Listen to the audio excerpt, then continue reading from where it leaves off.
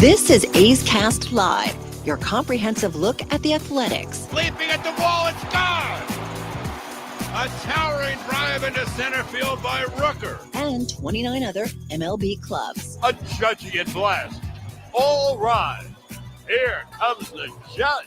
Swung on, hit high, hit deep to right, away back into the second deck. Bobby Witt Jr. becomes the first shortstop in Major League history to have two 30-30 seasons. Shohei Ohtani starts the 50-50 club. Join us as we take you inside the baseball universe, from humidors to walk-off dingers to Hall of Fame talk. We have you covered. Spend your afternoon with us, only on A's Cast Live.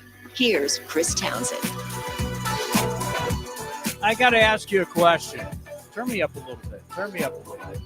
There you go. I got to ask you a question. When was the last time you were this excited? Like, reality.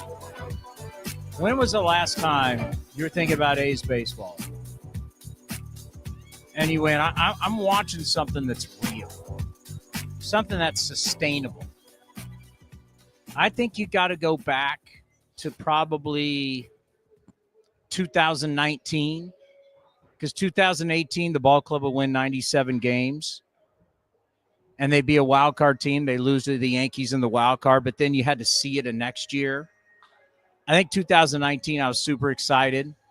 Obviously, 2020, we were kind of robbed because the A's were the best team in the division. There was no question about it. They would win the division, but we had the 60-game COVID season. If that would have been a full season, what that could have been, because clearly the A's were the best team in the West. So I kind of go back to 2019. Welcome to A's Cast Live. Chris Townsend alongside Cody Elias is with me here. Jacob Wilson, the star of last night, will join us in moments. Johnny Doskow will be here for some hot takes. And Aaron Goldsmith, who does television play-by-play for the Mariners, and he does some radio, will stop by. But it's a legit question. When's the last time you were this excited? Yeah, you mentioned 19. That was my first year with the team, and the team was good then. We obviously, the last time the team was decent was 2021. We're looking back at all those numbers now. Last time the team was in first place, all that stuff. I would say 2021 when Starling Marte came, because that was an exciting period for the A's after the deadline, getting him. So I would go back to then, because I know you went back to 19. So I'll say 2021. I'm not going to say you're wrong. I mean, that to me, those trades were trying to save the ship. For sure, yes. I don't know if I was excited. 2019, I thought, this team, you're going to host the wild card game against Tampa if they would have got past that. But you were starting to really see that this Olsen, Chapman, Simeon thing is real. And I get that feeling right now, like what we are watching, like how the length of the lineup. I think really it's the lineup that really excites me, because I know pitching in modern day baseball is what it is. It's going to be a year-to-year thing. Nobody's building a staff. The Mariners have had a good one, but most teams, you're not building a staff that's going to – your bullpen year-to-year is a guess. Hell, the Dodgers already use 11 starting pitchers. Yeah, so. 11 starting pitchers already. They're the best team in baseball. Everybody says the Dodgers are the best team in baseball. They're the defending champs. They've used 11 starting pitchers already. They're easily going to use 20. We tell you all the time that the average team uses 13 a year. They're going to blow past that. And we're not even in June. We're barely in May. So pitching staffs, we've destroyed pitching. It is what it is. We've gone over this. But I just – Jacob Wilson, I mean, it's just so special what we're watching. This is incredible. This is absolutely incredible. This kid is the real deal. Do you want the walk-off highlight? He's on pace for 207 hits. You're talking about somebody that has the most elite bat-to-ball skills that we have seen. This is something you don't teach. He's got it. He's got an it factor to him. And if you're not enjoying this, I mean, this goes with everybody else, but today is about Jacob Wilson. He's hitting .455 with runners in scoring position. He doesn't strike out. He is going to put the bat on the ball. I couldn't even believe this stat when I saw it today. 90.3% of the time, he puts the bat on the ball. That's whether he's hitting it, fouling it, whatever. He's putting wood on the ball 90.3% of the time. He is going to swing 54.5. I am so tired of hearing about the walks. I get it. I'll play to our general manager all he wants. You want to be a three true outcome team. Thank God this guy is not. He is the absolute opposite. He is opposite of the home run and the slug. And you know what? He's making this team better. Well, yeah, and you mentioned the 3 true outcomes. Only Luis Ariz has a lower 3 true outcome percentage. I think Jacob Wilson's at 9.9% of the time is a 3 true outcome. And but the reality is he's a better player than Ariz. Yeah, well, because Ariz doesn't play defense. This kid's playing shortstop. Yeah, Ariz doesn't have a position. That's what I'm saying. Like what we are seeing is something that's so unique. There's no one like him in the game. Ariz is a 3-time batting champion. He's phenomenal. But Ariz is a butcher on defense. Yeah, they stick him at first base because they really have nowhere else to put him. This kid's playing shortstop. This is something special. So he's going to show up when? He's supposed to be, Olivia from PR said he'd be here around 4:35-ish, so we'll be here. Okay, so get this. I think last night Dan Wilson turned this kid into a star. And if you don't know what I'm talking about, today on MLB Now and MLB Network, that is their prize show about analytics and about baseball. They did so the A block is the opener. Of course, they're going to do Yankees Padres. Of course. It is what it is. The second block, the B block, was all Jacob Wilson, not A's. It was all Jacob Wilson. I've been watching that show religiously for over 10 years. They have never done a whole block on us ever. Last night put Jacob Wilson on the map with everybody in baseball. You walked Shea Langoliers. Now, he already tied you up in the 10th. Shea Langoliers, you walked him hitting 226 with a 295 on base percentage. You then walked J.J. Bleday, who's hitting 226 with a strikeout rate of 20% to get to him. You got the highlight? Oh, yeah. You walked 2 guys. After he already got you in the 10th, you walked 2 guys to get to him. Dan Wilson, everybody in baseball is watching these highlights today. 0-2 pitch back up the middle, a base hit. Wilson does it again. The savior in Sacramento. Chaos in the capital city, and the A's win 7-6. Willie walk-off strike. Willie walk-off is awesome by Dallas Braves. Yeah, I like that too. And I also think about this. If you're Dan Wilson, if you want to talk strategy, why would you not? If you're hoping that, he hits a ground ball to somebody, why would you bring an outfielder in? Yeah. Everything about the strategy was terrible by Dan. Well, thank you, Dan Wilson. But to me, last night, it's causing everybody in baseball to go, this kid's hitting 455 with runners in scoring position. Everybody in baseball is talking about Jacob Wilson today. Everybody. All because of that play. Well, he did have 3 hits, but that walk-off, its third walk-off of his career, second this year. The kid's special. I put that as one of the things when we're doing Diamond. I'm we're seeing the next franchise star. And he's not hitting home runs to be that franchise star. He's doing literally everything else. I don't care if he doesn't hit home runs. He gets on base and he hits. He gets on base. He hits. And he plays shortstop. It's not like he's DHing. I mean, we love all of our players, but you saw in the 10th inning, bases loaded, when we had our big 3 up. What did they all do? Struck out. Is Jacob Wilson strike out? No, he didn't strike out in the 10th. He didn't strike out in the 11th. He came through him, but when everybody else didn't come through, he came through. When we were all sitting here watching it, literally in this location, yeah, we're right you, here. Me, and Sax were watching it, and I'm like, why are you walking? You're walking the team's best hitter contact-wise, or walking to get to him when you had the 3 best power guys up the inning before, and you struck all of them out. It just didn't make any sense. I don't understand Dan Wilson's rationale behind it. When we have Aaron Goldsmith on, we can ask him if he heard what the rationale was behind walking the 2 guys to get to Jacob Wilson. He was hoping, we played it last night on A's Talk. He was hoping to get a ground ball. It's not like Jacob's slow running down the line. He's going to put the ball in play. He's going to put the ball in play. That's why, if you're really playing for that, why wouldn't you bring an outfielder in? Yeah, that's I didn't. So think then about you could have put a guy up the middle. Yeah. So you're not shifting. You could have covered basically everything. I mean, the whole strategy behind it. But that's it. You know what it reminds me of? And I know this might sound a little crazy for everybody, but what the hell? It's like a young Steph Curry when you started realizing that this kid can shoot better than anybody I've ever seen.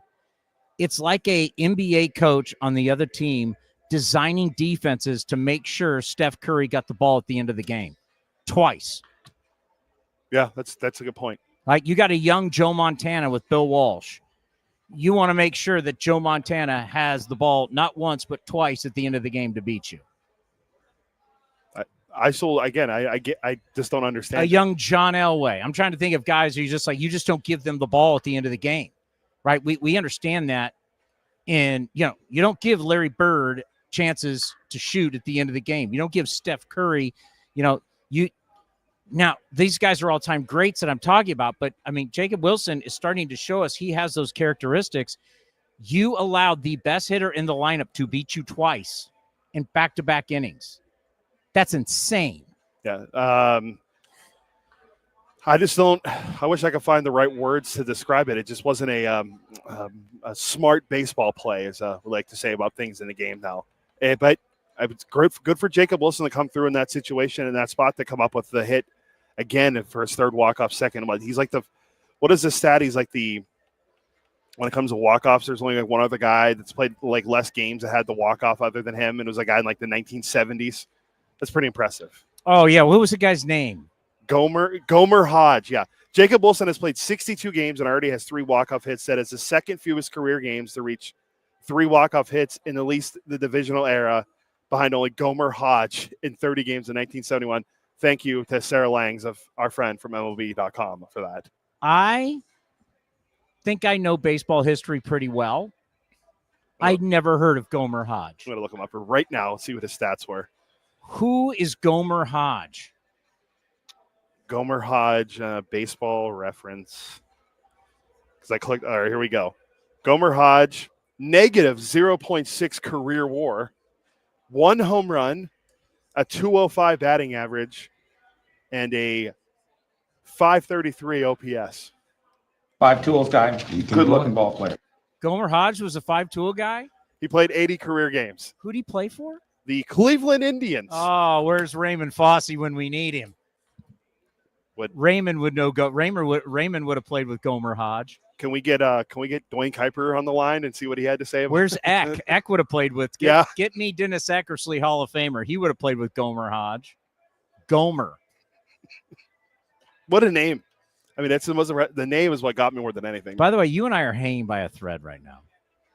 I feel a lot better. It's just my throat is I feel horrible. You gave it to me, and I'm where you were like last week in San Francisco. But you sound a lot better. I am so drugged up right now. It is unbelievable on how much cold stuff I'm on. It also doesn't help that I'm mixing and matching. There's a lot of different stuff. To hold on here. The pollen and stuff in the air right now is not really helping either. I just thank God it's hot. How nice is the warm weather right now? This feels, now we're getting to summertime. I know for all the soft people down in that we heard. Yeah, we live in San Jose. This is what we're used to. I like me some high 80s, low 90s. I mean, I like this weather. I mean, plus we're not in the It means get my golf clubs in. I can't wait to play here on Thursday. We're not in the sun either, so we don't have to worry about the sun. No, this is summertime. Let's go. It's baseball. Jacob Wilson. I mean, back in the day, in the 80s and the 70s, in the radio industry, it was play the hits, baby, and the hits are Jacob Wilson. Are we going to have him, or what's the deal? Yeah, Olivia texted me, is 5 open for you guys, and then she said, never mind. So I mean, maybe that means he's coming now. I'll find out. We're efforting.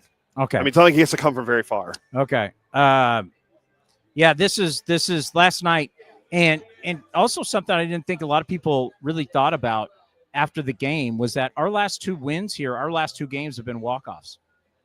Yeah. Luis Urias send one over the left field wall against the White Sox to send the team onto the road trip to Texas and then to Miami. So the last 2 wins here at the ballpark in Sacramento have been walk-offs. And Luis Severino, the last 2 games he's pitched here, he might not have gotten the win, but the team's gotten the win. So well, Luis Severino, I the runs that were given up, I know you don't love, but the way he battled to get you to 6 innings and to get you to the bullpen, and the bullpen was just so fabulous. Let's get him on. Let's go. Prime time. Man, everybody in the game is talking about you. This is on, like today I'm watching MLB Network. Everybody's talking about you. So last night we had you on after. Kind of tough to probably hear us from up here when you were getting the Gatorade. Can you hear anything that we're saying to you? I did at the start, and then once the Gatorade comes, it's like it's not easy. A little wet, but it was all good. I know, like I'm like sitting here and I'm like watching you on our monitor, and I'm like, I don't know if he can hear us because you got doubts not once, twice. Oh yeah. Not fun. A little cold. Cold the first time, even colder the second time. All right. So. Walking 2 guys to get to you in the 11th. What were you thinking?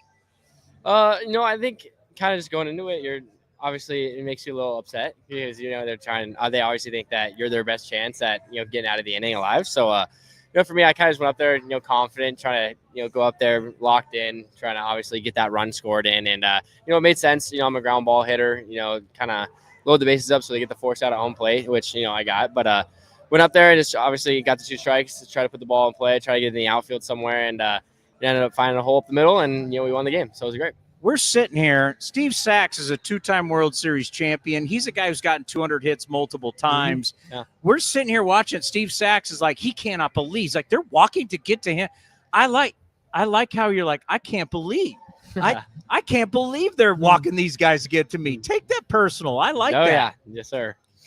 So, Ty, when you got the hit and the 10th, and then you get up with the chance to do it again, this is like the greatest thing that could be happening. Oh, yeah. No, that's awesome. The 10th inning, obviously, I was just trying to kind of get the guy over, from third base, be able to, get him to scoring position for the next guy, driving the run and be able to find a hole, get the run to score. And then obviously we weren't able to, finish it that inning, but come up next inning and, have the bases loaded and, get the game winning run in. It was obviously it's most fun in baseball being able to, get a walk-off win. So it was awesome. Now, strategies are interesting in baseball and how people go about their business. You go up hacking. I got all these numbers about how 93.3% of the time you will put the bat on the ball. You are swinging 54.5, let's just call it 55% of the time you're swinging. So talk about your strategy when you go to the plate, what you were thinking about, especially in a primetime moment like that. Yeah, I kind of just go up there and I trust my hand-eye coordination, be able to go up there, look for a strike, and knowing that if I swing, be able to put the ball in play, something that I work on a lot, and right there in those situations with 2 strikes, all you really got to do is put the ball in play and find a hole, and then good things can happen. Even right there, you hit a ball right at someone, they bobble it, the guy scores. Like you put the ball in play, you put pressure on the defense. So for me, it's just being able to put obviously put the pressure on the defense and trying to find as many holes as I can.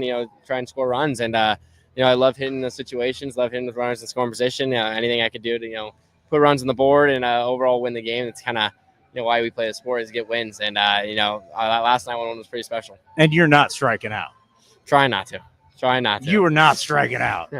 And what's cool about watching today, all the day action, they had your dad up, a lot of highlights of your dad, comparing about how your dad didn't like to strike out either.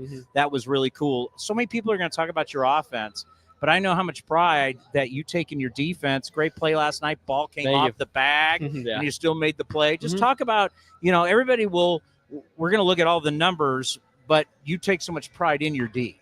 Yeah, I think, go out there every day, work with Emar, pregame, work with glove work, and then going out on defense pregame, just taking ground balls and really making sure everything's in sync with my feet, my hands, and just making sure everything's ready to go before game time. And then going into it, just being able to trust the shift card that we have, be able to be in the right spot for guys that when they come up to the plate and be able to read swings. Some guys are late some days, some guys are early some days, so just kind of gotta read their swings and be able to place yourself accordingly. All right, the last 2 games here at the ballpark in West Sacramento have been walk-off wins. Yeah. You get the sense that the team's starting to feel it a little bit here at home? Yeah, for sure. I think, obviously we weren't where we wanted to be, to start the year here, and be able to, start warming up this place and start getting some wins on the board for the fans and for the organization. It's been great so far. 3 walk-off wins now, and, I think we're just taking momentum and going into it. This game, I believe, game 15 in a row right now, today. So be able to, keep playing and keep just kind of grinding through the whole 2-week, stretch so far has been great. And, being able to be a part of this team has been awesome for me. I'm just really excited to be a part of this group and ready to see where the future holds. Yeah, the last couple of years, you guys have really struggled in division, but now you're getting division wins, right? Yeah. You just took 3 of 4 from Texas at Texas. You took 2 of 3 from Texas here. Yep. You split early in the season with the Mariners, and now you win this game. So what does it mean to win games in division? Yeah, I think obviously it's the most important wins that you can have. Obviously, when coming down to the end of the year, they look at whoever's at the top of the division, is in a good spot. So for us to just be able to win as many as we can, early, and then be able to continue it, through the middle and the end of the season, and just trying to be able to stay atop of the the division leaderboard, and making sure that we're even you're locked in for every game, but making sure that you're extra locked in for these games, just because they do mean more at the end of the day, and we've been doing a great job of that so far.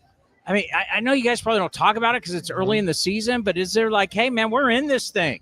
Yeah, no, for sure. I think that we were talking about that in spring training, being able to, obviously we had some great signings that, great players come in, be able to lead the clubhouse, and then some extensions that we had, with guys who balled out last year. And, I think in spring training, we were talking about like, this is something we're excited for, and to be able to see it coming into full effect right now it's great, but it is a long season, so we got to keep working every day and keep trying to go out there and get those wins. And how about the bullpen? My God, their numbers. Mm-hmm. I mean, an under 1 ERA yesterday, just 1 earned run in 5 innings. Yep. In wins, the bullpen has been amazing. What's that like to play behind? Oh, it's awesome. It makes our job a lot easier when they're coming in and, they're getting soft contact, they're striking guys out. And, we have a great long depth bullpen, as you saw last night, going to 11 innings. Like any guy we threw out there went up there and they battled, they did their job. And, we got to win because of it. That's not only because of our offense, that's because of our pitching too. So it was a great overall team win, and it's taking that momentum going in tonight. All right. Spring training, we found out you're a big video game guy. Oh, yeah. That is your sir. deal. Oh, Do you ever think about that when you're playing? Like this is kind of like a video game? Because you got some video game like numbers. I don't ever think of it as a video game. I think I do plan to try and, I believe kind of fast-paced decision-making in video games kind of might be able to help me in the game. I don't know. It's just kind of a superstition I have. But, I think going out there, obviously you play MLB The Show on, PlayStation, Xbox, whatever you have. You play yourself, right? I don't play baseball games. Okay. I don't play baseball games. You don't play yourself? No, we spend so much time at the field. I got to go home and play something else. I can't play more baseball. I'd play me all the time if I could. All right, so what do you play?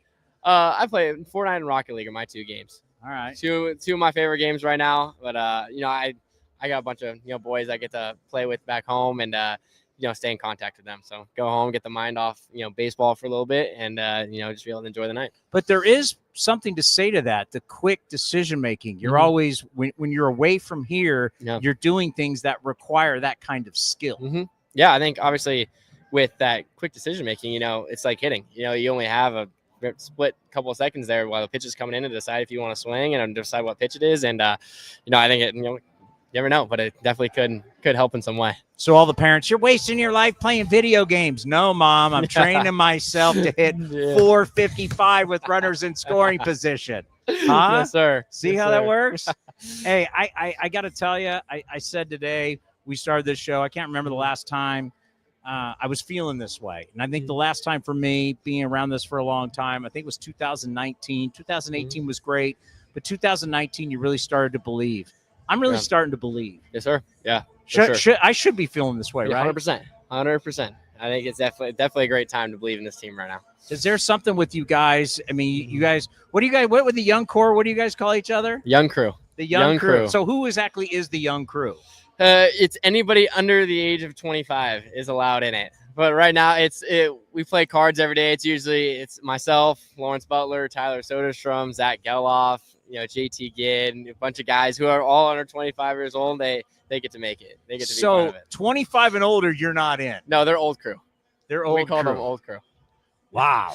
Oh yeah. Can you imagine that? You're like 26. You're like Langoliers at 26. You're like, bro, you're old. Yeah. You gotta go play. Yeah. You're out of here. Oh yeah. I like that. So you guys are developing that special relationship. Oh yeah, for sure. Obviously it helps being around a bunch of guys that are your age for sure. It's more of a joke than anything. We don't distance each other off, but no, it's definitely a fun thing that we got going on in the clubhouse.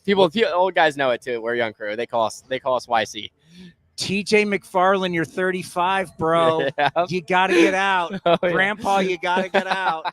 Yes, sir. Well, and the one thing that people really do need to realize is guys like TJ McFarland, I think Luis Severino too, kind of these certain guys, Rooker, they bring this maturity that these are the guys you can go to if you have questions. So there is that veteran leadership that you need that's in the clubhouse. For sure. Especially like I said, with having a bunch of young guys, like being able to have those older guys who have been, playing this game for a while now, like it's tough to play this game for a while and they've been doing it. And it's very easy to go up to them and ask them anything that's you got in your mind. And, they have some very, very great kind of insight on what can help you mentally. This game is big mentally, being able to stay positive all the time, just being able to go out there and, keep providing for the team. So they've been doing a great job for us. All right. The GM, David Forrest, doesn't like this, but I'm saying you're changing this team. The 3 true outcomes, 34% of all outcomes in baseball right now are the 3 true outcomes. I said, he is changing. You are changing this team,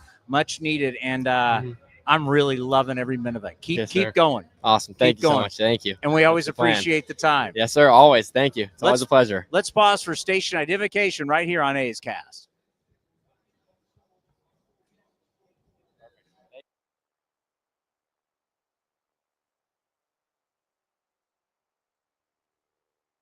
Coming up next, Hot Take Tuesday right here on A's Cast Live.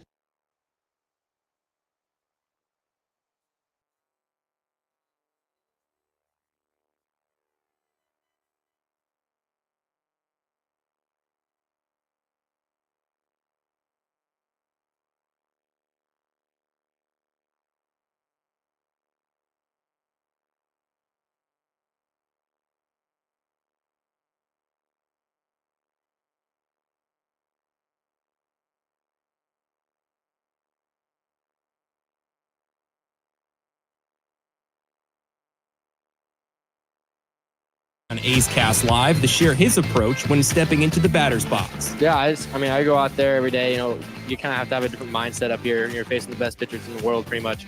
So just be able to go up there and look for a pitch that you want to hit in a certain count, and kind of being able to go up there and have good battles against these pitchers. When they want to hit a spot, they usually tend to hit that spot, and you just try to capitalize on their mistakes. If they leave a slider hanging or leave a fastball down the middle, you just try to kind of attack on those pitches, because if you miss those, it's gonna be tough to get another one like that, because these guys up here are just so good. So you just try to go up there and just have good at bats. Try to get on base, try to put the ball in play, and more times you get on base, odds are you're gonna score more runs for your team. So it's kind of my mindset going into it, just going up there and having good at bats. You can watch the full interview at youtube.com/athletics or listen at athletics.com/A'sCast. Unlock offers and receive exclusive in-game features by downloading the MLB Ballpark app for iPhone and Android today. Plus, get the latest information on game time, schedules, and more. Calling all college and grad students. Grab your friends and head to the ballpark with this special offer.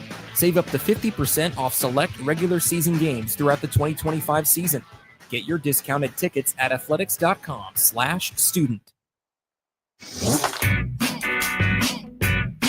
Mark Kotze, the manager of the Athletics, joined Chris Townsend on A's Cast Live and provided his insight into the art of building relationships and being a disciplinarian. The relationship side of things, to me, is very valuable, and building trust.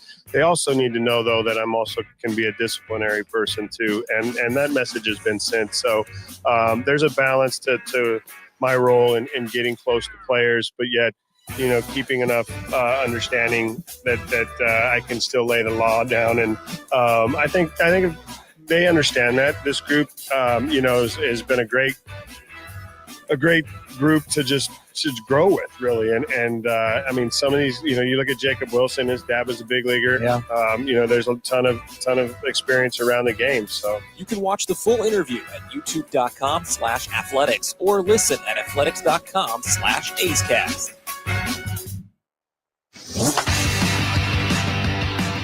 Streaming from West Sacramento, A's Cast Live continues with Chris Townsend.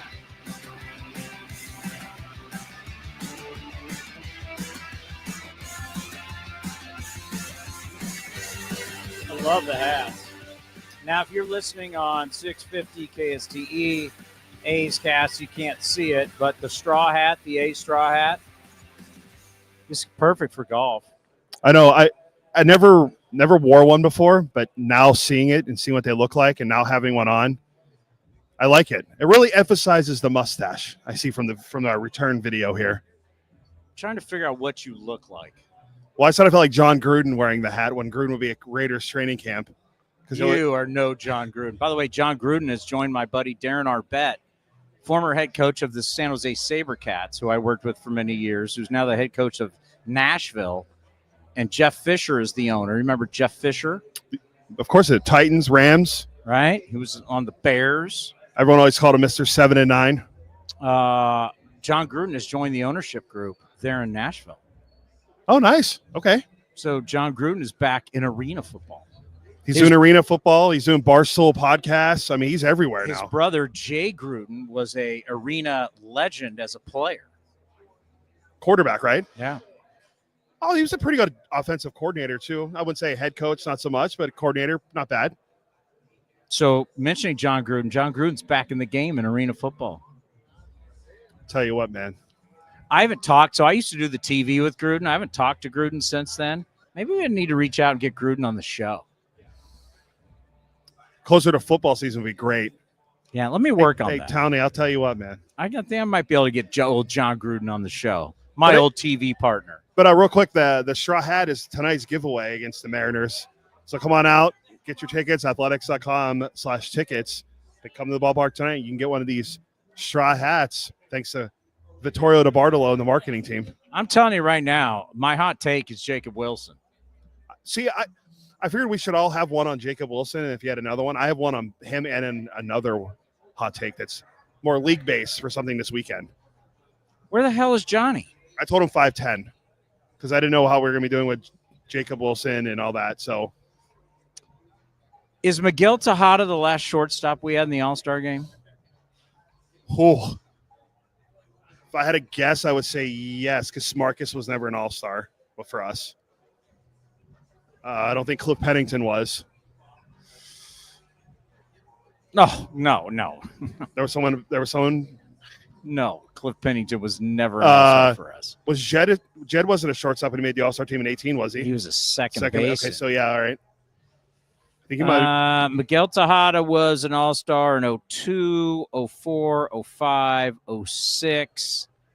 So he would have been 2002, obviously, is the A's. That's the year he had 203 hits, 202 hits. I think it was 203 or 4. And then Tejada left in 2004. So that was in Baltimore. So Tejada, I believe, it's hard. To me, that is a hot take because you got Bobby Witt will be the starter. Well, really going on a limb there. Bobby Witt's going to be the starter? No, that's not my hot take. But I'm just saying he'll be the start. He should be. He's arguably the best player in baseball not named Aaron Judge. I don't disagree with that. He's having a tremendous year. He's had his hitting streak broken. Aaron Judge is like Bonds. Aaron Judge to Witt is what Bonds was to Pujols.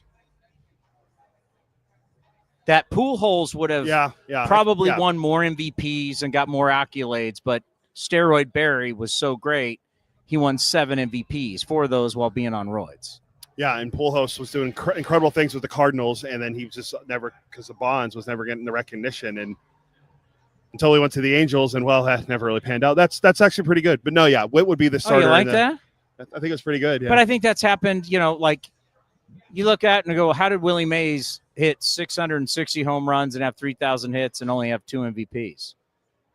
Right? Like there's certain guys that put up these numbers because there's always other guys, right? There's Stan Musial, there's Willie Mays. They're all playing in the same era together. So there are times in baseball that you run into other great players, and that causes you to not get the same amount of awards. There's certain pitchers like, well, you know what? There's a time you're in the National League. If it wasn't Maddox winning it, and then it was Randy Johnson. So you're going up against all-time greats. Yeah, and even if you look at like with Maddox, if it wasn't Maddox, you had Glavine pitching well, and obviously Randy Johnson. Yeah, Randy Johnson came over and won 4 straight years with the D-backs. Yeah, Michael, switch my mics. Yes, because every single time we look in these damn notes. Sorry, I couldn't take not hearing myself talk anymore. Why, you're not used to that? Well, I don't know how I sounded. So Bobby Witt Jr. is slashing in his 8-game hitting streak against the White Sox. He is slashing .655, a .706 on base, and a .966 slug. 5 extra base hits, 11 runs, 9 RBIs. He's hitting .655 against the White Sox. Yeah. The Royals have been hot lately too. And then they've won like 12 of 14 or something like that. They've won 3 in a row. They're 20-16. They got off to a bad start, but they've won 12 of 14 dating back to April 20th, the best record in the majors. Yeah, and Cole Reagans was back here. I think he's already had multiple double-digit strikeout games. I mean, having him back is a big key. Oh, could the hot take today be the Royals take down? You had them buried. The Royals will be your Central champs. I mean, that's not bad. I mean, they're playing a lot better. And they had the franchise game against the Orioles where they had, 7 home runs in the game when they came in with the least amount of home runs in baseball? Since the start of 2024, Bobby Witt has a .373 home average. 139 hits are both the most in the majors, ahead of Aaron Judge and Shohei Ohtani. And he finished 3rd in MVP voting last year? So for me to come on today and say that Jacob Wilson is going to start the All-Star game, it's not possible. Bobby Witt Jr. is incredible. So I will not say Wilson will start the All-Star game because that will be Bobby Witt Jr. I'm looking right at you, Johnny Doskow. Well, technically he could. Right He could. Because what if Witt gets hurt? Wilson's in the starter. The votes are going to go to Bobby Witt, and they should. There's a technicality where it could happen, yes. Bobby Witt is the second best player in Major League Baseball behind Aaron Judge. Your credential, Johnny. Don't have it on. Your credential. Take it off when you come on. Yeah, you don't need your credential to be on the show. We believe you are who you are. Roy is no longer with us. Well, we think he's with us, but he's with us. Yeah, he's not here, physically not here. Shout out to my guy, Roy. Come on in, Johnny. Come on in. Oh, we're standing? Well, we only have 2 chairs. All right. All right, we ready for a little hot take Tuesday? Let's go.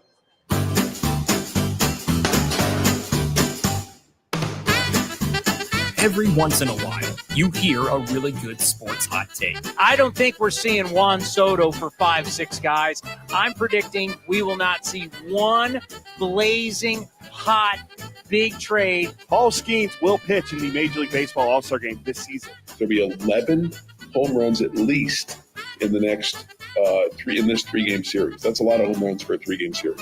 Then you hear some really bad hot takes. The St. Louis Cardinals are going to win the NL Central. Book it. Brent Rooker will win the 2024 Home Run Derby. Angel Hernandez retiring is bad for baseball. Well, on A's Cast Live, all takes are hot takes. It's time for Hot Takes Tuesday with Chris Townsend, only on A's Cast Live. What is Angel Hernandez doing now? You know what? I haven't been in touch with him in a little bit, so I'm not sure. You need to check in to see how he's doing. I think I will. I'm sure he's doing great. Yeah. Still my favorite. How are you? I'm good, bro. How are you? After a long little trip, it's good to be back home. Oh man, it's so good to be home. Are we going Fats tomorrow? We got to do it, right? I got some other places I think I want to try. Really? Okay. Yeah. Mix it up. I need to venture. I was walking around downtown. I walked from downtown through Midtown today. I ran into somebody that ran into you. I went into Target, saw Dallas, saw Amelia. She said she walked past you downtown. Yeah. Crazy. I told you I'm You're Mr. Sacramento now, I'm man. Mr. Downtown. You Hey, Capital City Chris. Pop exactly. me down a little bit. Yeah, I like to see the city. I love it. I love that you're loving this city. I kind of creeped up on Amelia today. I was like coming down the street. I was kind of like hiding. I kind of, Startler? Yeah. I love it. Yeah. I love it. Hey, when you're walking the mean streets of Sac. Yeah, I love Sac. You know what? Today, this is my kind of weather. Perfect. I am a high 80s, low 90s, like a little sweat. This is like a little warmer, right? I am. Well, I mean, we talk about all the time. We live in San Jose. San Jose is not, we're warm weather guys. This is kind of this is the weather I like. What was the weather like in South Beach? South Beach, Michael? It was perfect. A little breezy. Was it humid? No, Commander, it was perfect. It was a perfect temperature in South Beach. I made the comment to you, then I told Tony that I said, well, you must have been having a good time because you had a beard on the broadcast on the change up. Oh my God, he looked like Donnie Brasco, for God's sake. Well, I couldn't shave. We kept winning. I couldn't shave. Right? I was worried that all of a sudden you were going to join a cartel and you're going to be living down there. What happened to Doskow? It's making a lot of money, but it's not going to last. No, not good. It's not going to last. Not good. I'm going to start today. Yes. It's as simple. Yeah. Jacob Wilson's going to be our representative in the All-Star game. I don't even think it's that hot of a take, is it? But you got to say it. Yeah. I mean, it's for us probably not. Yeah. But the rest baseball world, I bet a lot of people be like, slow down. Yeah, slow your. But I think we're living in a world. Remember, the All-Star game is a popularity contest. We're living in a world where a lot of people aren't paying attention to what we're doing. Today was the first day I've ever seen on MLB Now. The entire segment was not on us, the A's. It was on Jacob Wilson. I know. I saw that. Yeah. Dan Wilson really has just helped. His bad decision last night has propelled Jacob Wilson. So, yes, for us who are living it every day, it may not be a hot take. But when I say a position player, we haven't had a shortstop be an all-star since Miguel Tejada in 02. Right. Yes. So, yeah, I think, maybe not in our little world, but in the overall realm of baseball, to say right now, this kid will be in the All-Star game at shortstop. Yeah, he's special. A premier position. Yeah. Bobby Witt Jr. will be the starter, rightfully so. He's incredible. He's second best player in baseball. Aaron Judge, hands down, and Ohtani's not having as great of a year. But that's going to be my hot take. I love it. Jacob Wilson will be representing the Athletics. Where's the All-Star game this year? Atlanta. In hot Atlanta. Yeah. He'll be there. He's special. This kid is. He is special. He is special. This is you're looking at the skill set and what he does. This is something that's going to be around for a long time. I agree. And it's funny. I had a White Sox hot take, but I'm gonna save that for another day because I got another Nick Kurtz hot take. I do. I have a Kurtz hot take. Okay. Can I just say this? Yeah. That having watched Nick Kurtz, to me, comps are not about your height and your weight, right? Yeah, it's similar is great. Yeah. But it's how you play. Yeah. Right? I would never say, if we went football, I would never say two great quarterbacks. Joe Montana did not play like John Elway. Yeah. Right? Bad comps. They were two different guys. Their styles were different. So when I heard people say Jim Thome for Nick Kurtz, Jim Thome was a obviously great player, but he was get in the box, grip it and rip it, and he was trying to hit the ball at the ballpark every AB. Yeah. Right? And what I saw in spring training, and then really what we saw in Vegas, I'm like, that's not who Nick Kurtz's game. Selective the other way. He's going the other way. Right. Jim Thome wasn't going the other way. No. You shifted even the fan base to the right side when Jim Thome was at the plate. Great call. He was not. The left side of the field didn't exist. Exactly. Right? So the Jim Thome did not. The comp, I was like, I don't like it. Yeah. But go ahead. I like a Nick Kurtz. Here's my hot take. The A's go to San Francisco next week. There was a left-handed hitter with the Giants named Jared Parker, who's out of the game now. He had a 3-homer game in Oakland. Okay. Nick Kurtz is going to return the favor. And that in San Francisco, Nick Kurtz will have a 3-homer game at Oracle Park. And I'm telling you, it's going to happen. That's another trophy one. If you get that, I will produce a trophy. Okay. I'm telling you, it's coming. He's going to remember Jack Cust had that 7-homer week, and Jack Cust, Babe Ruth. Kurtz is going to have these things are going to come in bunches. When he hits one, they're going to keep coming. They're going to keep coming. So yeah, I'm excited. Look, the power's going to come. I just love the fact he's taking the ball the other way. He's so adept at first base. Watching him, it's so natural over there that day. I really enjoying watching him play and getting his feet wet at the big league level. Right, he's hitting 10 of 12, no multi-hit games, one extra base hit. It was a triple. He was amazing. He got a triple before he got a double and a homer. That's how baseball works. But he's starting to understand the system, and once he does, it's all over. I'm with you. I like the fact that he's showing he can hit. Yep, exactly. He's a hitter. Because what happens to guys that just hit home runs? The league finds you out, and then you're done. Yep. Like the fact that he's showing that I'll go the way at some point power will come. Yeah. But he's showing you he can just legitimately hit. I just love his swing. I could watch him. He's must see TV. He's must see at bat. You do not go to the concession stand when he's hitting, because I'm telling you, the power is coming. I can't wait. I'm happy you got to the barber, by the way. Oh, thank you. Yeah. Yeah. I had to. I was a little worried when I saw you yesterday. It was a bad look. Yeah, it was really bad. I had to cut this off. Yeah, for sure. I'm not Kurt Russell. I don't have the hair like I was just like, what were the chia pet thing? You look like an early part of the chia. It was so bad. He's got some good lettuce. Like he could do it too. Like you actually. This is the longest. Besides the man bun era, this is the longest I let my hair go in a long time. That was a bad era. Yeah, it was. You looked like an overweight former soccer player that was in desperate need of help. Well, now I'm just because you got to remember he was close to 300 pounds. He's lost all this weight. You're better looking than Jake Rogers. Yeah, well, you guys I have a better mustache too. Yeah. But anyway, but when he's wearing a man bun and he's close to 300 pounds, he looked like a soccer player who needed help. Right. Yeah, I wasn't a former lineman that was, just getting out of the game. You looked like you were straight out of Barcelona and like you had no idea where your life was going. Well, still don't know where it's going. But no offense. Yeah. No offense. What's your hot take? You mentioned Kurtz in the triple. I mean, Johnny, as you know, we know from watching the Arizona Fall League, he had 2 triples in the AFL. So, I mean, you should have known he was going to be a triples machine. Triple guy. But my hot take was going to be some of Jacob Wilson and how he's going to finish with more walks and strikeouts. But that's not hot. This weekend, everyone keeps talking about how Aaron Judge is coming to town, 54 miles from Linden. His entire family's coming, blah, blah, blah. Who cares? Aaron Judge will not record a hit this weekend against the A's. Wait, what? Aaron Judge will not record a hit this weekend against the Athletics. So the guy who's on the greatest stretch in the history of baseball, this stretch he's on he's like number 1 in everything except home runs. That is either the most brilliant take in the history of mankind, or he's going to crumble in front of the entire city of Linden's coming up. Yeah, because he's going to crumble because he plays in New York and there's no pressure. That's there. Different pressure. This is real pressure. This is Linden pressure. That's another trophy. If you get that is. Oh my gosh, yeah, it is. That's amazing. And then as first at bat, he hits a single up the middle, and I'm like, well, it was a good hot take. So you're saying he's going over, yeah, not like.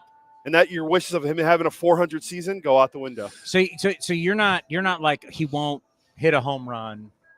You're saying he goes 0 for 3 games. Not hitting a home run was actually what Bray said. So I just built off it even more, saying he wouldn't even get a hit. I don't like it. See, Karate Kid is a rational human being. When he's in the dojo, he gets it. You took it and you just went nutty. Yeah, I went. That is just plain crazy. I made it nuclear. So hopefully it comes true. Wow. I don't even know so you got Kurtz hitting 3 home runs in a game, and he's got Aaron Judge going 0 for 3 I like games. my chances a little bit better. Yeah. The odds are not great either, but that's what a hot take's all about. That's what it is. That's why we do Hot Take Tuesday. Yeah. I was just going Jacob Wilson today because I love it. I'm just drunk with Jacob Wilson right now. That's great. He's so much fun to watch. And look, I understand. Look, so what surprised when we talked about it today, like you talk about Dan Wilson all you want, and that loading the base and everything, but we talked about like why not play the double play back to get the double play? If you're not gonna move, if you're gonna. How many games have I managed in the big leagues? 0. Same with me. Yeah. So I know that I would have brought an outfielder in. If you're banking on a ground ball from Jacob Wilson, I'd bring an outfielder in, somebody who can field, and I'd have 5 infielders. Yeah, I mean it's easy for us to say up there, right? No. Yeah. No. It's not hard. He got beat by the same guy in back-to-back innings. Yeah. That's not smart. Yeah. That is not smart. And I mean, I don't know what his data says. How about this kid's hitting 455? You kept letting the guy who's red hot beat you. That's just not smart. Hayes will take it, man. Hayes will take it. I mean, I think Dan Wilson helped put Jacob Wilson on the map last night. Well, that certainly was a great feature MLB Network had on him today. That was so God. Cool, man. It was wow. That was also this bullpen, you can't predict it. But this bullpen is just in wins has been unreal. Half a run, ridiculous. It's, actually texted Emo about it earlier. I said in 20 wins, the bullpen area is 0.63. Ridiculous. It's ridiculous. I mean, they believe in each other down there. They're all. I mean, and look, at some point or another, they're all going to pitch in high leverage, right? I mean, it's just you even the long man at some point in big tight games, you use everybody. They're going to hit. But I'm telling you, high leverage situation, these guys have been unreal. Look at Mitch Spence. He's been special. Justin Sterner, special. Yeah. Ferguson, special. I mean, it's fun. Holman's been great since he came. Holman's been great. Yep. And you can't predict this kind of stuff because, I mean, Tyler Ferguson was a guy that the A's were so bad they're looking for anybody to come up. He was a journeyman, minor leaguer. He has stayed. Sterner was picked off waivers. Yeah. Spence is a Rule 5 guy. McFarland's 35 years old. I mean, to build a bullpen year in and year out is so tough. It is so tough. It's such a volatile position, right? It's so hard, and they've done it. A's done an outstanding job. But let's be honest, they crushed it. I will say this: to we got to be fair. Mason Miller, I don't know if it's a feel problem or a confidence problem. He doesn't look like the same guy right now. I don't know. I don't think it's a confidence problem, and I think maybe, who knows? Maybe he's had so much work, right? I would be happy if he wasn't used until Friday or Saturday, right? I just go through a period. He's been used a lot. His arm a little break. I don't know. I mean, I don't know the inside on this stuff. I have no idea. He gave up the home run here to Baldwin. Right. He's given up the walk off in that inning in Miami, and then last night was he has not come out and let her rip and blown. It's also what we have to keep in mind. It's the big leagues, and these guys are good. And that's the whole thing. Yeah, we build these guys up that every single time they're going to come out and they're going to dominate, and it's not the case. It's a tough league. Closers. And I know Dallas said it the other day with us, and he was like, you just forget. And like, you don't forget. Like, human beings just don't wake up the next day and forget stuff. Like, that's why I don't know if it's a little bit of a confidence thing with his stuff. We started seeing change-ups last night, which was good to see, but he hasn't looked like it's all perfect for him right now. So I don't know if that's feel, if it's confidence, could be a little bit of both. Yeah, I also think, and look, it's let's be honest, right? It is a long season, and it's. I mean, I think it's just a little bump in the road, and I think he's going to come back and fire his 99 with his slider, 101 with his slide. Come back with that great slider too. He's going to be fine. It's just we're so spoiled by him, right? What he does on the mound, we're so spoiled with the 102, 103, and lights out all the time. It's just not going to happen that way. It just isn't. It's the big leagues. Yeah, but right now, where the A's are, when you're in it, things start to change, right? This will be the good thing, is that it's been a while since we've been here, but the expectations start to change when you start to win. Like your everyday expectations, right? For everything, for everybody. Like the 3 strikeouts last night with the bases loaded, that's unacceptable. So you start talking about things in a different light when you start winning. Yeah, and look, especially, I mean, your expectations even against teams like the Mariners and the Yankees and the Dodgers and the Giants, those are teams you got to find a way to. And winning in division has been such a huge thing for this team. Yep. Yeah, it has. After it's been so bad the last few years. I mean, look at Texas, taking 5 out of 7 from Texas so far. I'm in trouble with Texas. Yeah. The Mariners beat 12 out of 13, and then what was it, 9 out of 13 the last 2 years. So remember, 2023, the A's were 1-12 against Seattle. Different time now. It's a different A's club now. Yeah. This 4-series stretch with Seattle, New York, L.A., San Francisco. Yeah, it's no joke. Yeah, it tells you a lot about kind of like how they finish. Will tell you a lot about where they're going in the summer. No question about it. It's not the whole season, but it's a lot. It'll say a lot for sure. You know what happens today if the A's win, right? They will have won 5 straight series, and they'll be in first place. They'll be tied for first place. That's right. Well, don't they own the tiebreaker? They'd have the percentage points. Yeah, you're right. Do you get a ring in May? No, but we can give a fake one away. No. I've never got one in May. You never got one in May? No. Do you have any of these River Cats rings that we see? Yeah, I do. I think I have like 5 of them. Do you really? Yeah, 5 or 6. Yeah, a bunch of them. Yeah, they won a lot. I mean, look, when they had the A's affiliate every year, they won 9 out of 11 division titles. You walk around here, like the history of the River Cats is pretty incredible. And it's really mostly like you come down these stairs and they have all the old A's. You're like, oh yeah. Yeah. It's fun looking at all those. Like cool. Right up here where we do the show down the left field line.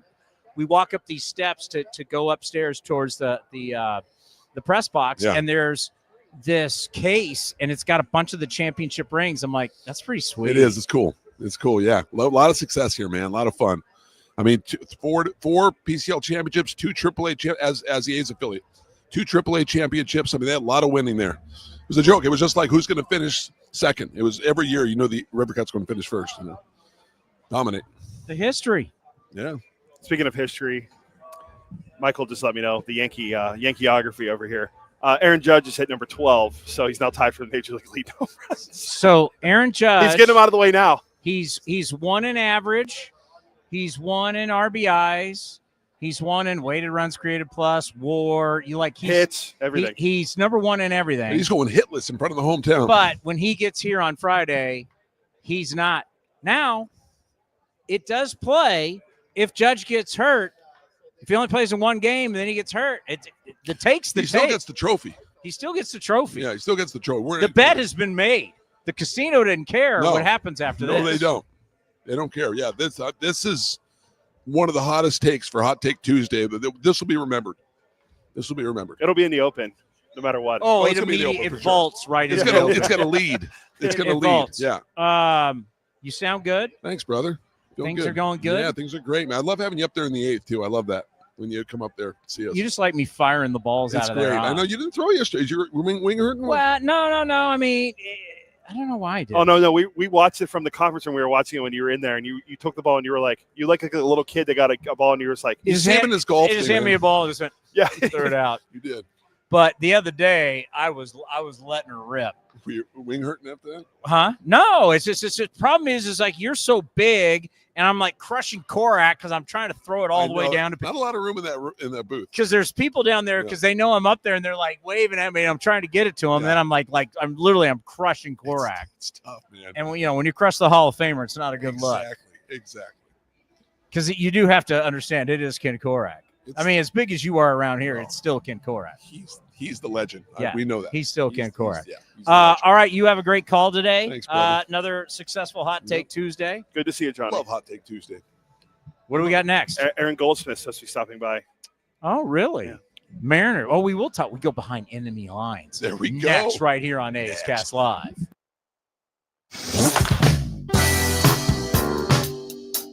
Former A's pitcher and current SNY and MLB Network analyst Ron Darling shared his insights on the young A's core during an appearance on A's Cast Live. I think everything starts at the top, right? So you got to start with Mark Kotze. Yeah. You know Kotze. He is a pro through and through, a great guy through and through, and he's been put in this spot for a reason, to make sure that these young players thrive and get better. Between Wilson and Soderstrom, Langoliers, I'm a huge fan of. I didn't know he ran like he runs. He really can run for a catcher. So you have all of this young talent, young core of everyday players, because pitching, you can go out and get a Severino. Yeah. You can go get some pitching. But core young players that you have control of are promised land for any organization. This team's going to get much better really quickly. They have all the pieces that this could be the time in the middle 2000s or late 80s, early 90s where they can return to form. You can watch the full interview at youtube.com/athletics or listen at athletics.com/A'sCast.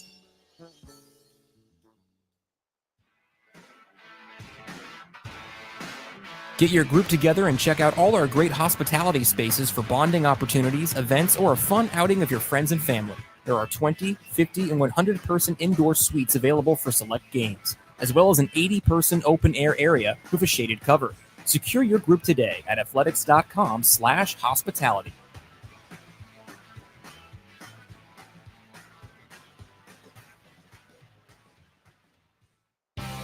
The A's YouTube page is your go-to destination for A's video content. Get access to great highlights, exclusive behind-the-scenes content, classic games, A's Cast Live, and more.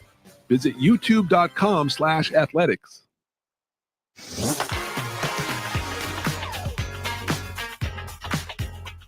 A's top prospect Nick Kurtz shared the thrilling details of receiving the call about his MLB debut from Fran Riordan on A's Cast Live of Townie in West Sacramento. I don't know if shock's the right word. I mean, I knew it could happen. I've been playing well in AAA, but I didn't know the timing of it all was a little bit. I was like, was like, I just couldn't believe it. I was like, Yeah. oh my God, it actually happened. Like it's here. Kind of woke you up and you're like, is this a dream? Yeah. Or talk about the story. Yeah, no, like I was up that morning, but then I kind of was like dozing off back to sleep and stuff. And I hear my phone buzzing. It's Fran. I'm like, okay, that's weird on an off day for him to be calling me. And then answer, he tells me I'm going up. I'm just like, I was speechless. I was like, really? I was like, no way. Like, let's go. I'm excited. You can watch the full interview at youtube.com/athletics or listen at athletics.com/A'sCast.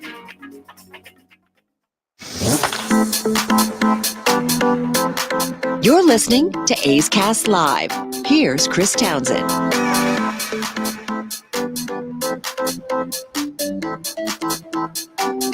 All righty, Aaron Goldsmith joins us here from the Mariners broadcast team. We've always had him on the show, and it's great to have you on our new digs here on A's Cast.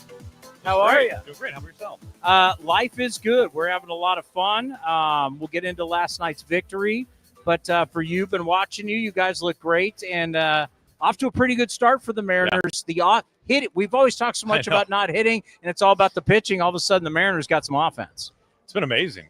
I mean, it's been remarkable. Nobody saw this path to first place at this point of the season coming for the Mariners.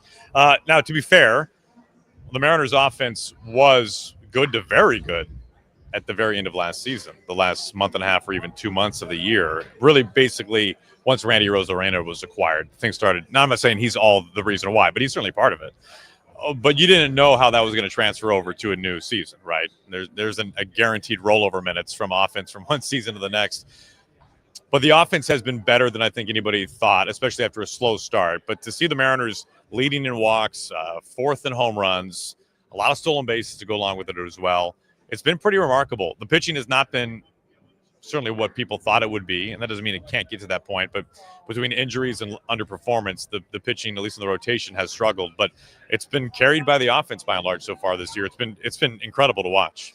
So when you look at Edgar Martinez getting involved last year, and then now Kevin Seitzer coming in, we're now seeing it in Texas. Donnie Ecker, who's a friend of the program, he's a Bay Area guy. It's hate to see him lose his gig, but we've seen these guys who come in. It's the offensive coordinators. They're the hitting coordinator. Then and now it's like some teams are starting to get back to old school.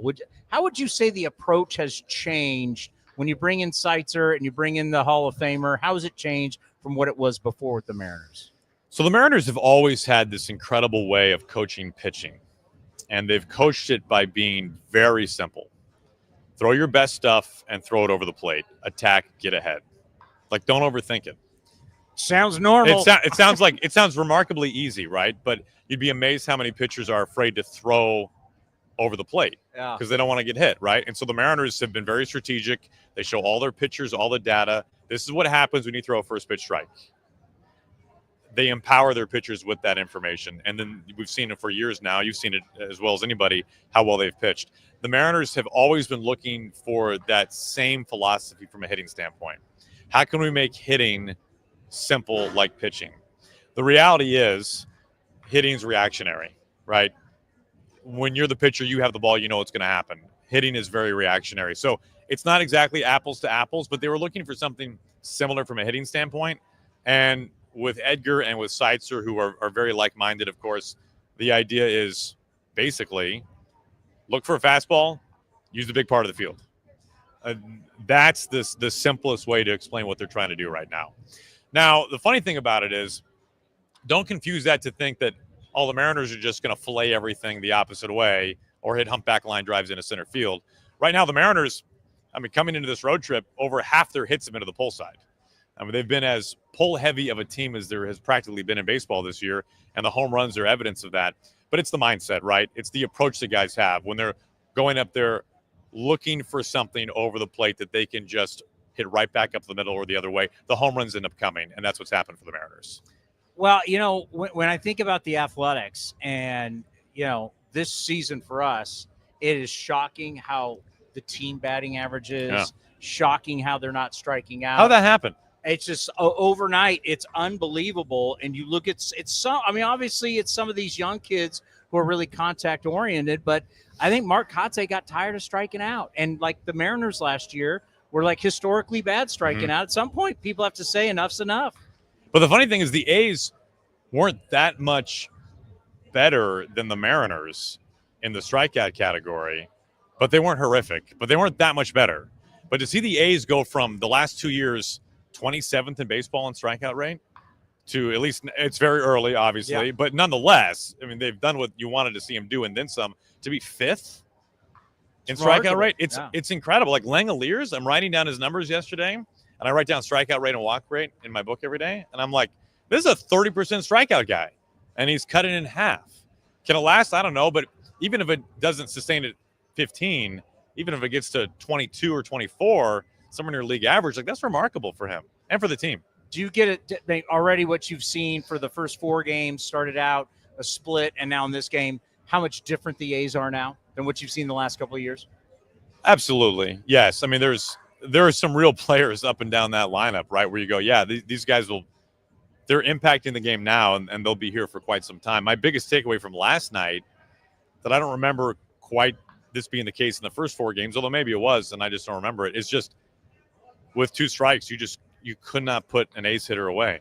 I mean, there were, at one point I counted 9 A's hitters to either reach base or drive in a run on a sacrifice fly with 2 strikes. I mean, there were so many 2-strike counts against A's hitters, and they were just pests the whole night. Yeah. And we go back to the strikeout rate, right? Like those 2 things were obviously correlated. It was a really impressive night offensively for the A's in a lot of ways. I just want to thank Dan Wilson for last night with Jacob Wilson, because now everybody is talking about, we've known about it, but now everybody's talking about Jacob Wilson. You got to see it in the 10th. You got to see it in the 11th. Start looking at the numbers. The kid's hitting .455 with runners in scoring position. He's got the pedigree. His dad played for all those years with the Pirates, had a little time in Seattle. This Jacob Wilson kid is special. What are your thoughts? So it's funny, when the A's opened up in Seattle, at one point in that series, the 3rd or the 4th game, I remember asking my analyst, Ryan Roland Smith, on the air a question. I said, is he making too much contact? Because this happens, right? Guys who have such extreme bat-to-ball skills can make more contact than their own good.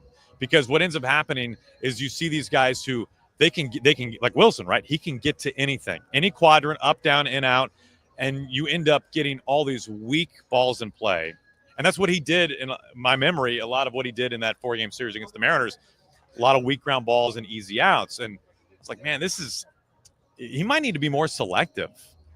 Find something more in the strike zone. I know you can get to everything, but find something you can actually, I know he's not a damage guy, but find something you can actually hit hard or hit on a line someplace. And, well, so much for that. Yeah. I mean, he's been amazing. That when he came up with the bases loaded, in my thought, it's Wilson, it's Kwan, and it's Arise.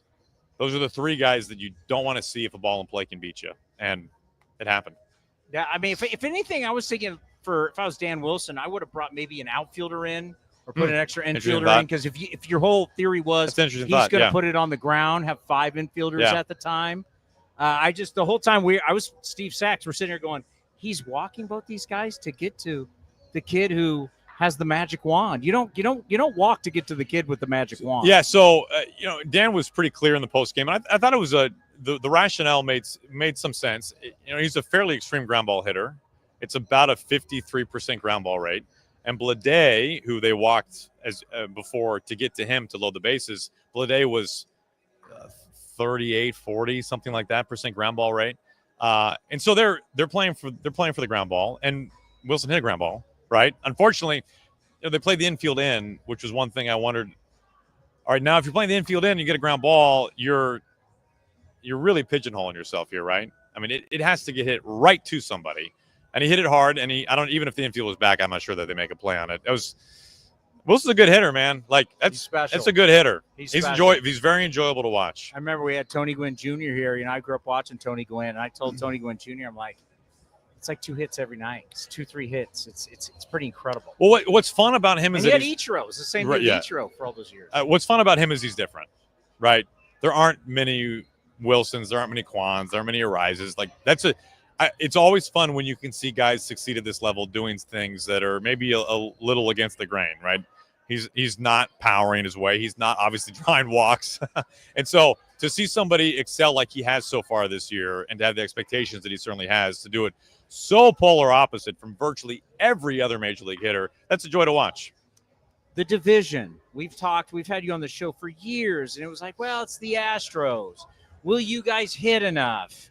The Rangers, well, they've spent some money, and they end up winning a World Series title. But this is the first time it's kind of like rolling the dice where we are. I know it's early. It's whatever. It's May 7th.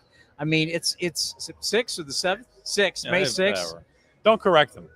He's a talent. It's Cody. Jeez. I mean, every day's the same. Shave the mustache, man. But what do you think of that? Is that like the worst stash ever? It's kind of like a bad Wyatt Earp back in the day. I don't know, man. You could give me 3 Olympic cycles and I couldn't grow that thing out. So I say more power to you. That's incredible. That's not even Movember yet. The division wide open. Yeah. How do you feel? I mean, I know for us, we're happy it's wide open. For you guys, this is still the window of opportunity with what you think about with that pitching. So everybody predicted some type of 3-horse race between the 2 Texas teams and the Mariners, right?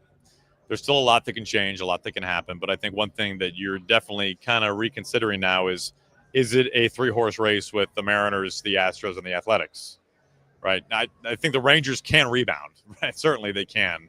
That doesn't mean they will, but they certainly could. It is as open as it has been in quite some time. The Astros, at least the up-close look that we have gotten, the Mariners have seen them just one time. That was a few weeks ago at this point. I tell you what, man, without Kyle Tucker and without Bregman, it feels so different. Yeah, we haven't seen him yet. Especially, so the Mariners have right now a left-handed pitcher on their staff. One, Gabe Spire in the bullpen, a very good lefty. But when you have a rotation of exclusively right-handed starting pitching like the Mariners have, the teams that give the Mariners problems are ones that have a lot of lefties, a lot of good lefties. I mean, it's been historically some teams in the Central, like the Twins come to mind, for example, the Guardians as well. But when you have Alvarez and Tucker in that lineup in the top half, that was a real problem. It would be for any team, but especially against a team that, every night you don't really have a great option to neutralize them. A lot of people don't, but the Mariners didn't because of the right-handedness. And so to have them out and Bregman, granted a right-handed bat, it just feels so different, man.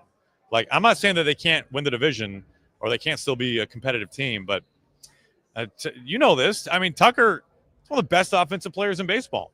Oh, his best numbers were against us. Okay. All right.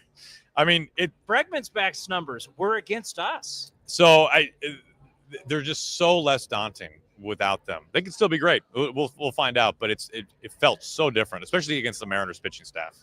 Are you still going to be doing the Fox games this year? I am basically exclusive Mariners. Really? Yeah. So the last couple of years, I have done some Mariner games for Fox, but I just don't get on a plane for Fox. So. Well, the kids are. You're doing a better job of being around. That's right. That's is a better job being around. I'm a little more energized, not waking up at 4:00 in the morning on a Sunday to fly across the country to go to a 1:00 Pacific Mariner game. So it's great. I'm obviously I love the opportunity with the Mariners. This is now my 13th season, and to be able to be in one place in one booth for a full year has been awesome. But our Eric Caro stories, our EK stories are the best. Somebody else will have great EK stories. Come on. Do we need to get to Steve? Steve Hill is the CEO and president of the Las Vegas Convention and Visitor Authority. He's the big swinging guy in Vegas. Okay. He was here earlier. Things are progressing in Vegas. This will be for a few years. You guys will get used to it, but I think 2028 will be pretty spectacular. All right. I'll hold you to that. But it's always good to see you. Hey, man, it's great seeing you. Love the set, too. This is big time. What do you think of our set? Yeah. We used to have you on the dusty field. Yeah. Well, I mean, like the table. Yeah, Cody's video game table with the red vines and Code Red kind of spilled everywhere. It was starting to get a little old. It was from his college days, so all the beer that had been spilled on that table. There's a lot of ramen and Easy Mac. We kind of upgraded our digs here. Yeah, no, it's nice. It's good. It came out of his salary, but that's okay. That's fine. It's good to see you. Good to see you too, man. Absolutely. We'll talk to you throughout Absolutely, the year. dude. All right, here is Steve Hill. He is the Las Vegas Convention and Visitor Authority CEO and president right here on the set of A's Cast Live. Joining us once again here on A's Cast Live, Steve Hill, who is the Las Vegas Convention and Visitors Authority CEO and president. Last time we talked to you, we had this huge shindig in Vegas. You're now in Sacramento. How are you? I'm great, thanks. We have lots of big shindigs in Vegas, so we're excited about having the A's come, the progress they're making. Appreciate you having me today. Yeah, you always have a lot going on. And I remember when we last talked to you, the great thing about Vegas, you talked about like almost every other day, there's going to be at some point a professional sporting event going on in Las Vegas. And that means so much to you. Well, it really does. When the A's come, it will basically double the number of professional sporting events that we have in Las Vegas. It'll have them during the summer, which is not really when we have them now. We have the Raiders and the Knights, have the Aces who play in the summer, but we're excited about that. We're excited about the stadium, just making great progress and can't wait. Now, we haven't seen it. We're going to be showing up there probably in June. So kind of give us a little update. What have you seen with the site? Well, the A's are really doing everything they have said they would do. They said they would break ground, get started on construction in April. They said that 8 months ago. It started. They pulled permits about 2 weeks ago. They're digging foundations now. You can see that construction start to take place. Pouring foundations in June. It's right on track. And that's there's been a lot of chatter around that, but it has been on track. Yeah, there's been a lot of speculation about it getting done by 2028. And as you're here to tell us, everything is going on time. Yeah, our job at the Stadium Authority is to make sure that the deal that we made with the A's happens. And it's been easy. They have followed everything that they have said, followed through on everything. And it makes the oversight pretty fun. And then, of course, Mark Bedane, our new president, he is second to none. I got an opportunity to work for him with the Oakland Raiders, so I know what kind of great leader he is. How's that relationship been so far? Because I know you've known him for a long time now. Well, I have. It has been a while now. I first met Mark in April of 2016, and we worked together to get Allegiant Stadium built, bring the Raiders to town. That's been a transformative event. To have Mark back as a part of this effort feels like getting the team back together, Yeah. And Mark knows how to do it in Las Vegas. He's got tremendous relationships there. He knows how to involve the community, how to move projects forward. And so it's been a real benefit to have Mark involved. Just how big has Allegiant Stadium been for Las Vegas? Well, I say all the time that there have been in the last 40 years 2 major transformative projects in our city. The first one was the Mirage. It opened in 1989. It was the first real integrated resort in the world, and it showed Vegas what to do, and we've followed that example for the next 35 years. The Mirage was the big deal back in the day. Staying at the Mirage, no question. Yeah, absolutely. You were like a high roller staying at the Mirage. Well, you were a high roller if you were. Well, some of us we're just happy to be there, but you felt like a high roller. Yeah, we treat you all that way. Yeah. And then Allegiant Stadium has come along, and it has been the next step up for Las Vegas. It has, it brought the Raiders, it brought the NFL, but it's brought so many other things as well. We didn't have a venue where we could host the world's biggest events, and now we do. And I've said this, that we wouldn't have Formula One if we hadn't built Allegiant Stadium. Wow. Because the spotlight, the realization that Vegas had graduated into a global city happened because of Allegiant Stadium. And then you think of our stadium that's going to go on the Strip and how much that will also change the city. Well, it will, and I think it's going to change baseball. It is such an iconic intersection. It is going to be a fantastic view of the Strip. There's not going to be any place better to play a baseball game than at the ballpark in Las Vegas. It also gives the city, like I was talking about, baseball plays different seasons than hockey and football. The venue will be available for us for these big events. When Allegiant Stadium is being used for football. So that kind of counter-cyclical nature is going to help Las Vegas grow. Well, and it'll be for baseball, we have a lot of great ballparks, and there are people who will do the tours and they go to all the different ballparks, but there's not like a destination spot in Major League Baseball. This will be the first place where fans from all 29 other teams are like, we need to go watch our team. It'll be a destination spot in our game that we have never had. It'll, you've got Wrigley Field, you've got Fenway Park. Now, this is going to be, I think, a parallel park, but at a much elevated level. I mean, it's going to have all of the latest and greatest. I mean, the design, as you've seen, is just spectacular. The fan experience is going to be second to none. It'll be the newest park in baseball. Yeah. And it will be a destination. And frankly, Las Vegas magnifies that. Not only will people be able to come and have the greatest baseball experience they've ever had, but everything you can do in Las Vegas around the game just elevates the experience. Now, obviously, your deal is to bring people into Las Vegas. What does it mean to you now that you have hockey and now that you have the NFL and you're going to have Major League Baseball? For you personally, you've worked so hard on this. What does it mean for you? Well, I often say I have the easiest product in the world to sell. I think that's true. There's no other product, let alone a place where all you have to do is say Las Vegas and people's eyes light up. You know, people are happy about coming to Las Vegas. And having a compelling reason, so many compelling reasons around sports for people to come, just elevates the experience, makes it all that easier for me to do my job. So I'm excited about it. It's great to be a part of it. But Las Vegas just makes these things happen. And we've been having parties all around the city. You start to feel the buzz for fans around town that we are now that they're seeing all the progress that this thing's happening in 2028. And that's mattered a lot because they were hearing, the chatter around the questions. I never really felt like the questions were fair, and the A's and the Fishers family right now are proving that that's the case. And that confidence you can see in Las Vegas now. That the start of construction mattered. And now that's happening, the excitement's starting to build. It is great to have you on the show again. I look forward to doing this a lot with you over the next couple of years, especially when we get to Vegas in 2028. I look forward to it as well. Thanks for having me.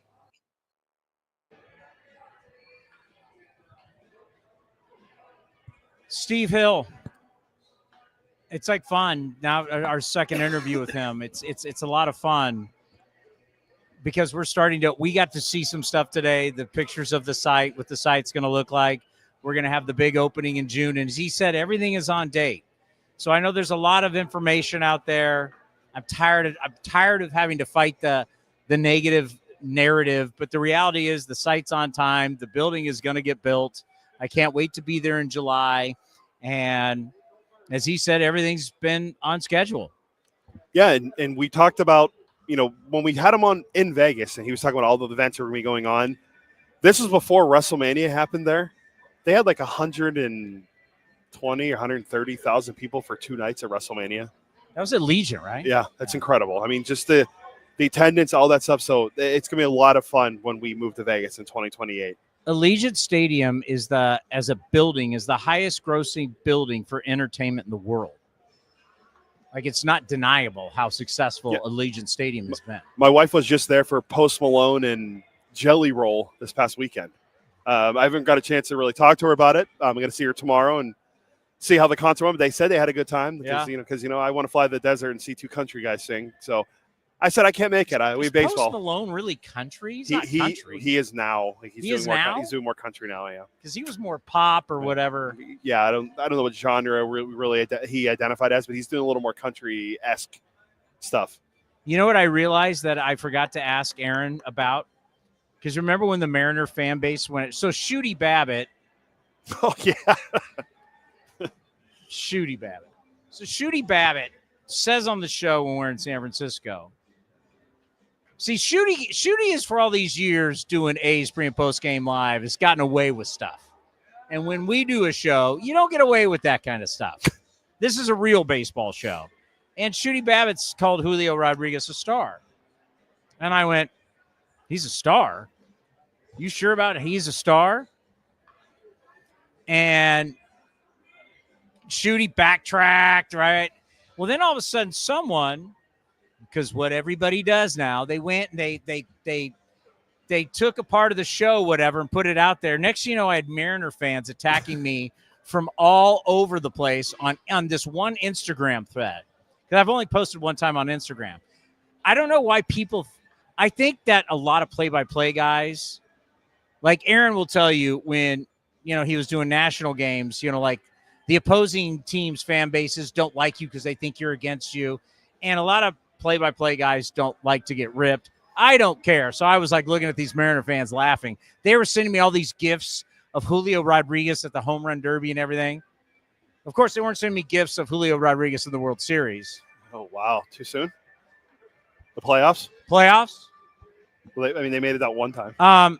Is it safe to say me calling out Shooty Babbitt and now the Mariner fans who are saying I was clownsing, they're calling me a clown too. How am I wrong? How is Julio Rodriguez hitting 206 after the year he had last year? Can you really consider him a star? What makes him a star? He had a couple, like the first those 2 years, they gave him the contract. But as Julio Rodriguez, would you consider him a star in our game? I know the contract would say that he's paid like a star, but he's a very good player, but I don't know where it's gone the last couple of years. Like, he had the good years, and then last year he was awful. Then I know Edgar Martinez came in and kind of helped turn him around a little bit, but now I didn't realize he was only hitting 206. I've been not really paying attention to anything besides Cal Raleigh. He had a 734 OPS last year. Is that a star? And that was just that. And he got hot in the end, but he did not have a great year. No, and the OPS will tell you that he's not a star. Do you want to be paying that guy all that money for 68 RBIs? Probably not. No, but the Mariners wanted to sign up. They wanted to ink up their guy, and now they just did this most recent offseason with Cal Raleigh. But let's pause 10 seconds for station identification right here on A's Cast.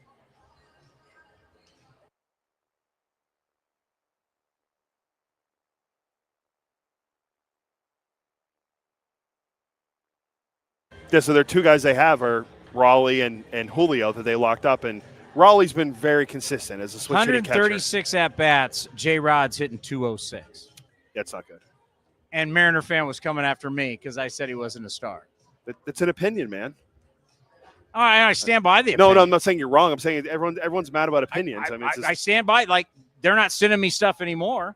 I haven't got any Yankee fans hating me for saying Judge wasn't going to get hit this weekend. I mean, fans love to be these social media tough guys and lash out, but then all of a sudden when they're wrong, they disappear. No one's going to that same thread on Instagram and sending me J-Rod gifts anymore. Clownsing. Hey, Clownsing with the spear. They're showing me it was J-Rod with the not the spear. What is the Triton? Trident, yeah. Yeah.